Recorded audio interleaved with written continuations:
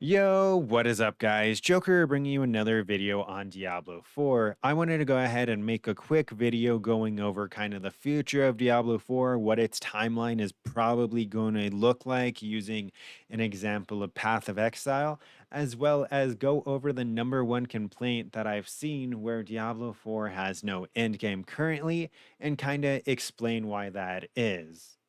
So starting it off, I want to go over an ARPG gaming cycle. ARPGs are usually known for having smaller story quest lines, and majority of the content is coming in expansions called seasons. These seasons is going to be where we get majority of the content for the game. It's going to be giving us balance changes, new items, new bosses, and new game systems. These seasons usually last 3 to 4 months, and if they're relatively well received, that's when that game mode gets integrated into the core system, into the Eternal realm for the casual players that don't have the time or don't want to play the seasonal game modes. And there's usually 3 to 4 seasons a year. This is where it gets a little bit more speculative since Blizzard hasn't confirmed on how vast their seasons are going to be. They said they are going to be more game changing and impactful than Diablo 3, but Diablo 3 seasons really didn't do anything, so that's not setting the bar very high.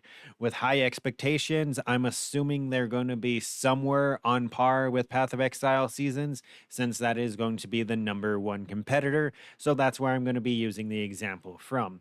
So mid July, I'm assuming we're going to receive an announcement like this from Blizzard going over a trailer of the season, and then what the season is, the gameplay loop in the season, the reason why we want to do it, and the rewards, right? On top of that, it's going to be listing any kind of new changes. So this is going to be like new uniques, legendary powers, new areas, new bosses, stuff like that. And then at the bottom of the post, they're probably going to have a call to action to buy the battle pass, right? Because I feel like they are going to pitch that. I feel like there is going to be two challenge seasons, and then there is going to be the first expansion, right? 6 months is on par with Blizzard and ARPGs usually doing some kind of bigger expansion. This is going to be indefinitely where we receive new bosses, new areas, extra acts, extra items, extra legendary powers. And I feel like it's going to repeat like that cycle. So every 3 months, there's going to be a season. And then every 6 to 12 months, there's going to be an expansion that's going to vastly introduce a lot more content, whether it be items, bosses, areas, etc., because there is a lot of empty space on the map that Blizzard does have potential of putting stuff. On top of that, I do feel like they are going to copy this format for a reveal trailer because middle of July is going to be the same time that Exile Con's really happening, middle end of July. So it's going to have the announcement trailer for Path of Exile 3.22.